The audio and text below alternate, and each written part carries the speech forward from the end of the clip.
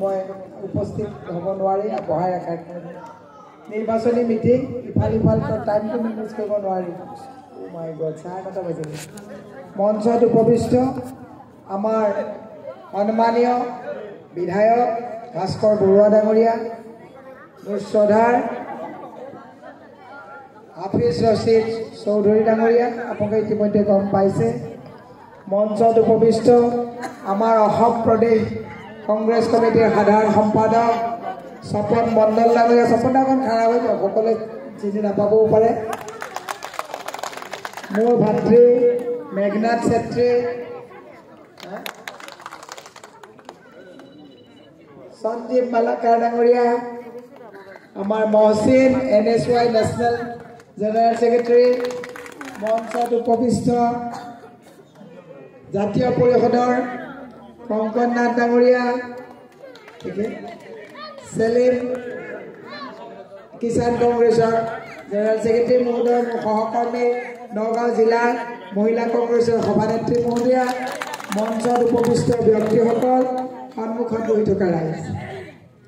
এতিয়া 7 তাৰিখে নিৰ্বাচন ভোট কাক দিব মই কিন্তু যাওঁতে বিজেপি অফিচ এটা আছে সোমাই যাম তাত এনেই বহি আছে তাত কেতিয়াও এই অঞ্চলৰ মানুহে বিজেপি ভোট নিদিয়ে মই যাওঁতে মাত দি যাম তাৰে দুগৰাকীয়ে মোক কৈছে বাইদেউ যাওক মিটিঙত মানুহ দেৰি হৈছে বহি আছে মই বুজি পাইছোঁ কিয় বহিবলগীয়া হৈছে ভোট কিনি নিদিয়ে আৰু মই আপোনালোকক কৈছোঁ বিজেপিয়ে কৈছে ভোট আমাক নিদিলে আঁচনি কাটি দিম ভোট কাক দিয়ে কোনেও গম নাপায়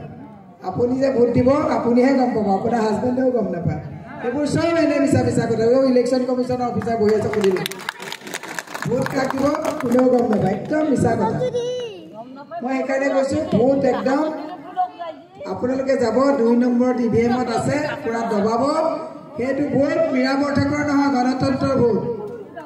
সেইটো ভোট যে 2 নম্বৰত টিপা মাৰিব হাতৰ ছবি সংবিধান ৰক্ষা কৰাৰ ভোট সেইটো যে ভোট আপোনালোকে মাৰিব সেইটো মীৰাবৰ ঠাকুৰক দিয়া আৰু কংগ্ৰেছক দিয়া ভোট নহয় সেইটো কিহৰ ভোট জানে সেইটো হিন্দু মুছলমানৰ মাজত বিভেদ আনি উন্নয়ন স্থবিৰ কৰি মানুহৰ মাজত বিভাজন আনা এই চৰকাৰখনক প্ৰতিহত কৰাৰ ভোট বুজিলে মই আপোনালোকক এতিয়া বুজিছোঁ কিয় মোক ভোট দিব 20 বছৰ গুৱাহাটী লোকসভাৰ সাংসদ কোন আছিলে কংগ্ৰেছ নেকি নহয় বিজেপি 20 বছৰ 15 বছৰ বিজয়া বাইদেউ 5 বছৰ কুইন বাইদেউ